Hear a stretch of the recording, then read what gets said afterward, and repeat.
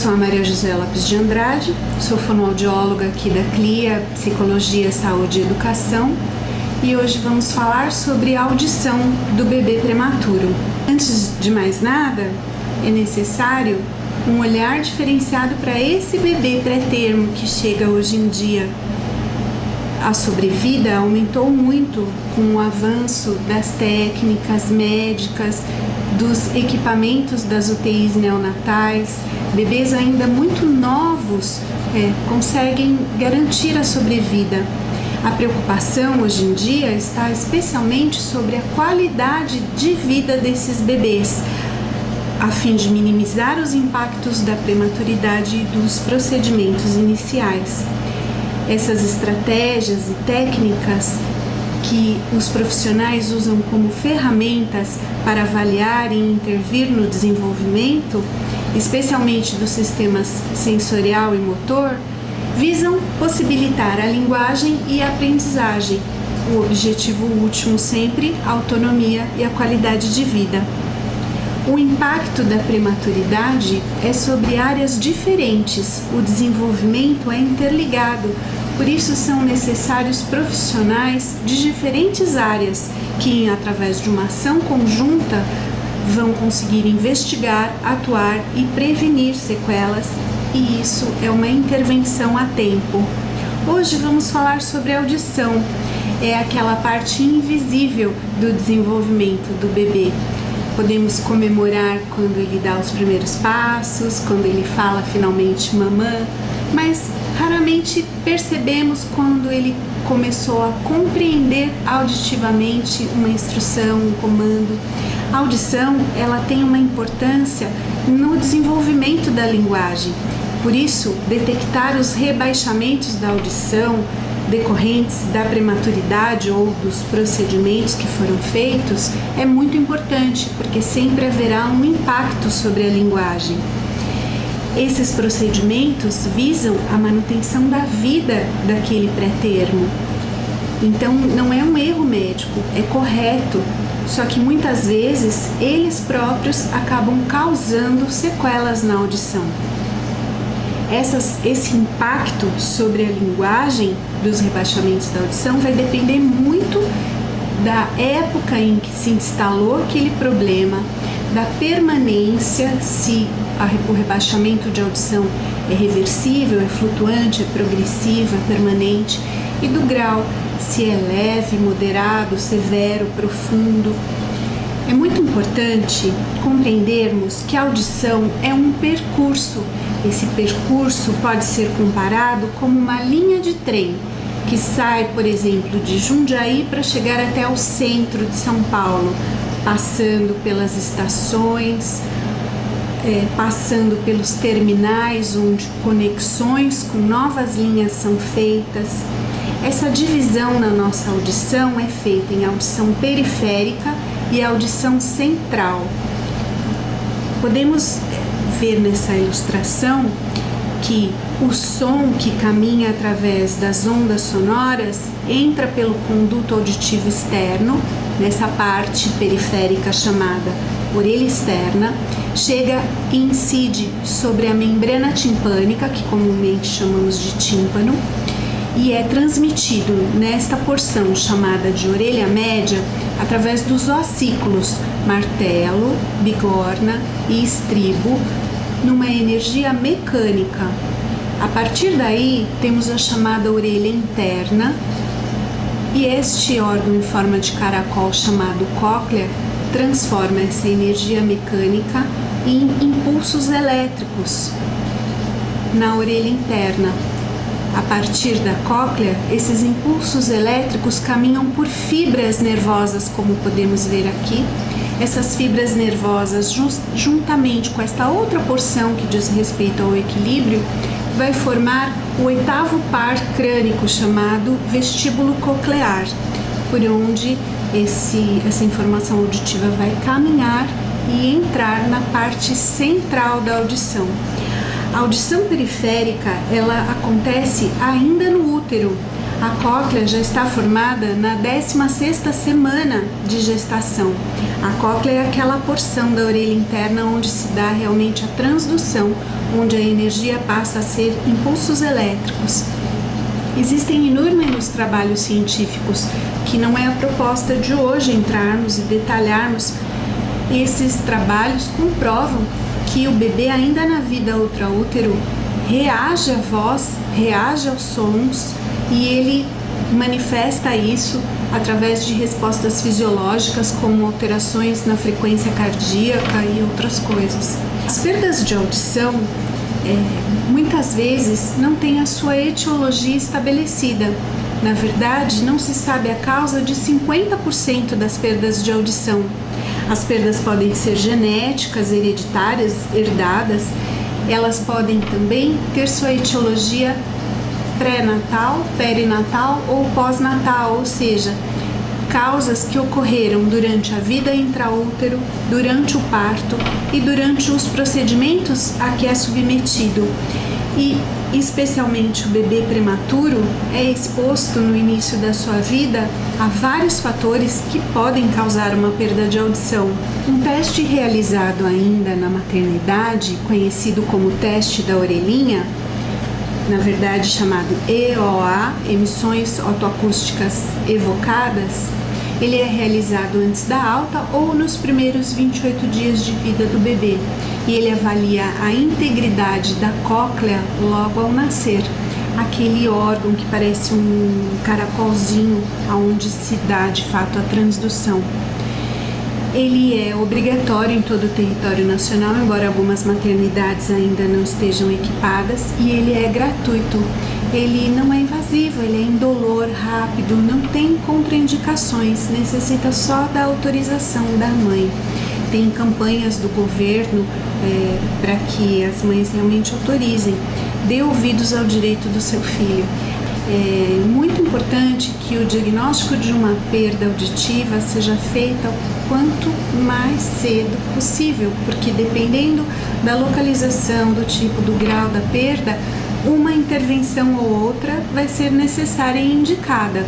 Intervenção cirúrgica, implante coclear, terapia de audição, terapia de linguagem, visando minimizar os efeitos sobre a linguagem, a aprendizagem e a interação social. É muito importante que os pais compreendam no acompanhamento do início da vida do seu filho que o teste da orelhinha, o EOA, não garante a audição. Ele só garante que neste trajeto que o som realiza até a cóclea chegou sem problemas. Então, quando vem na triagem auditiva neonatal, passou, significa apenas função coclear normal e não audição normal. A audição garante todo esse percurso na integridade, desde o som até o entendi.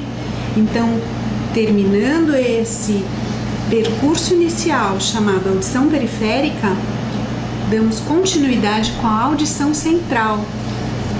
A audição central é considerada a partir da entrada do nervo auditivo no tronco cerebral, uma estrutura já do sistema nervoso central.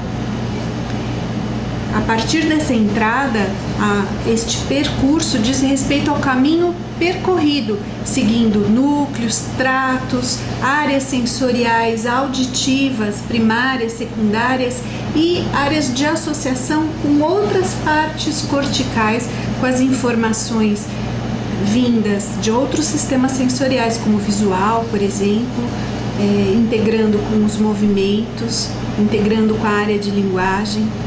Compreende mecanismos fisiológicos do sistema nervoso central envolvidos com a organização da informação acústica. É o processamento auditivo, como o processamento do computador. O processamento auditivo envolve todas as estruturas, desde a orelha externa até o córtex. Ele compreende habilidades de atenção, detecção, identificação, se refere ao sistema auditivo periférico e central e como ele recebe, analisa e organiza a informação auditiva, como faz a decodificação e como codifica essa informação. É o que você faz com o que você ouve. Esses núcleos, eles garantem habilidades auditivas diferentes. Então, a cada estação, algum problema aí vai ter alguma repercussão na compreensão de linguagem, no desenvolvimento da criança. A criança nascida a termo, as habilidades do processamento auditivo estão totalmente imbricadas com a linguagem, desenvolve-se em paralelo, em relações recíprocas. Por isso a audição é tão importante e é imprescindível avaliar o seu desenvolvimento, especialmente no primeiro ano. Então, recordando, o teste da orelhinha, que é universal, feito em todos, é uma triagem neonatal e assegura a função coclear normal. Uma outra avaliação que os pediatras e otorrinos pedem com frequência é o BERA, que é a sigla em inglês para resposta auditiva evocada do tronco cerebral. Esse teste garante a integridade até o tronco cerebral, já o início da audição central nessa área ainda mais baixa. Ele assegura a audição íntegra até os núcleos localizados no tronco cerebral. Alguns autores alertam que uma única avaliação do BERA num bebê prematuro não é suficiente, porque ele nasceu antes de estar pronto. Então, nos primeiros meses após o seu nascimento, algumas estruturas do sistema nervoso central ainda estão maturando. Então, o BERA, realizado trimestralmente, pode revelar tanto melhoras como pioras. O BERA ele vai medir o tempo de latência, é como se eu cronometrasse o tempo que um trem leva para sair de Jundiaí até chegar ao meio do caminho. Nesse meio do caminho seria o tronco cerebral e essa latência vai diminuindo até entrar no padrão de normalidade. Então é necessário uma abordagem cautelosa com o teste BERA. Azevedo propôs uma avaliação que permite o acompanhamento dessas crianças. Essa avaliação auditiva é feita trimestralmente, são avaliações periódicas, e aí selecionando que somente as crianças de risco para perda auditiva passem por esse acompanhamento trimestral, que compõe a audiometria de observação comportamental e a audiometria de reforço visual. É muito importante também entender que a unidade de medida para a intensidade a que a criança responde ao som, no BERA é uma e na audiometria é outra, embora as duas se chamem DB, tem outros tipos de DB, DBNPS, DBNS, DBNA, e isso também confunde, nem sempre está assegurando uma audição normal. Esse acompanhamento audiológico dos bebês de risco é imprescindível de 0 até 2 anos de idade. É um acompanhamento de respostas comportamentais do bebê, não só ao tom puro, que são sons produzidos que não existem na natureza, mas também a voz humana. O nível de resposta e a qualidade da resposta comportamental vai ser registrado. Como que ele responde, se ele demora, se ele precisa de repetição, se ele continua reagindo mesmo com a repetição, isso é a qualidade da resposta. Todo esse delineamento vai possibilitar acompanhar o desenvolvimento auditivo desses primeiros meses e evidenciar indícios de alteração do processamento auditivo central e assim possibilitar a intervenção precoce. Ainda Azevedo concluiu que a partir do acompanhamento audiológico no primeiro ano de vida, as crianças nascidas pré-termo, sem sequela neurológica nenhuma, elas vão ter um atraso do desenvolvimento da audição e elas vão progredindo com a maturação do sistema nervoso central e a partir de 1 ano elas já podem ser equiparadas com bebês nascidos a termo. Então as respostas, especialmente de localização sonora, elas vão ser normalizadas entre 9 e 12 meses de idade. O acompanhamento neurológico é fundamental, especialmente nos casos de risco de perda de audição. Esses indicadores de risco foram levantados E eu vou enumerá-los aqui, mas eu quero salientar que um critério de risco não é uma garantia de uma perda auditiva, mas é um forte indicador que uma perda auditiva pode ocorrer ali. Esses critérios de risco não são garantias de uma perda de audição, mas cada um deles pode representar um forte indicador de que uma perda ocorreu ali. Então, mesmo que um critério de risco só aconteça, é necessário o acompanhamento audiológico. Então vamos lá. Critérios de risco, podemos ver aqui. Antecedentes familiares de perda de audição, um determinado tipo de perda de audição que um profissional especializado vai poder orientar, principalmente se há consanguinidade materna, se os pais são primos, são parentes. Outro fator, infecções congênitas, ou seja, doenças que a mãe adquiriu durante a gestação, rubéola, sífilis, citomegalovírus, herpes e toxoplasmose, que elas podem cursar ou não com deficiência auditiva do feto. Malformações crâniofaciais do feto, incluindo aquelas de pavilhão auricular, que é a nossa orelha, e meato acústico externo, que é o nosso conduto auditivo. Peso ao nascer inferior a 1,5 kg. E criança PIG, que significa pequeno para a idade gestacional. Número de semanas que aquele pré-termo nasceu, ele deveria nascer com um peso superior ao que ele nasceu de fato. Então, ele é pequeno para a idade gestacional. Isso também é um fator de risco, mesmo tendo mais de 1,5 kg. Outro fator, a hiperbilirrubinemia, que é o que? A criança amarelinha, que antigamente falava, o banho de picão. Existe uma hiperbilirrubinemia que é fisiológica, significa apenas imaturidade hepática e é muito significativa quando ela pede exsanguíneo transfusão. O bebê, além daquele banho de luz na maternidade, ele ainda faz uma transfusão de sangue. Existe um nível para cada peso do bebê e isso a maternidade pode fornecer para vocês. Se esse bebê ainda na UTI neonatal, ele recebeu medicação ototóxica, é aquele caso que para salvar a vida do bebê é ministrado um antibiótico, é necessário, mas esse antibiótico tem como sequela uma perda de audição, uma lesão permanente na parte interna da audição periférica. São os antibióticos do grupo dos aminoglicosídeos, amicacina, gentamicina, vancomicina, principalmente em associação com diuréticos e também agentes quimioterápicos.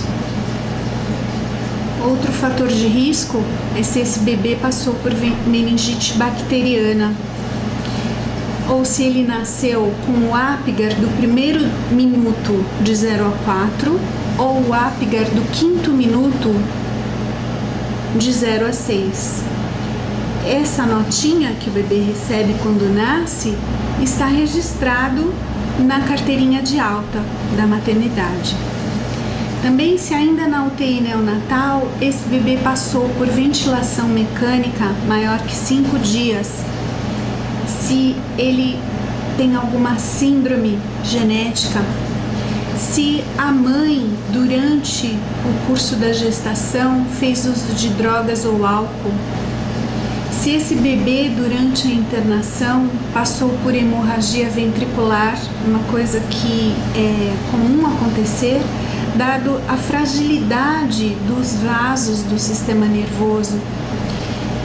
Também, se ele permaneceu na incubadora, na isolete da UTI neonatal, por período maior que 7 dias, e se ele apresentou convulsões nesse período neonatal. Então, esses e ainda mais 3. Se esse bebê apresentou otite média. O que é otite média? São os problemas de ouvido, muitas vezes não visíveis para os pais, diagnosticados por um especialista otorrino, daquela porção média de audição. Eu expliquei a orelha externa, a orelha média, a orelha interna. Uma otite média que é recorrente, ela vem e vai, ou ela permanece durante muito tempo.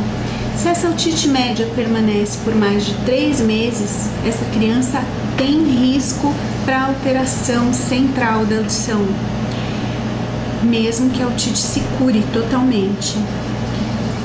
Se existe uma suspeita de atraso do desenvolvimento de linguagem, muitas vezes os pais chegam nos consultórios dos pediatras dizendo: meu filho não fala como as outras crianças, e muitas vezes, infelizmente, esses pais são orientados a não ficarem ansiosos, que cada criança tem o seu tempo.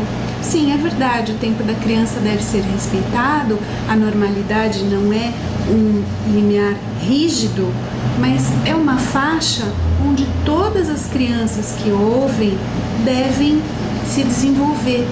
Então, a angústia dos pais deve ser sempre considerada, e se a isso for somado algum fator de risco como os que eu enumerei, nunca deve se desconsiderar atribuindo a ansiedade materna, jamais, sem uma avaliação que garanta a audição desse bebê, porque quando isso for feito em caso de perda auditiva dali 2 anos, já não é mais nem intervenção precoce.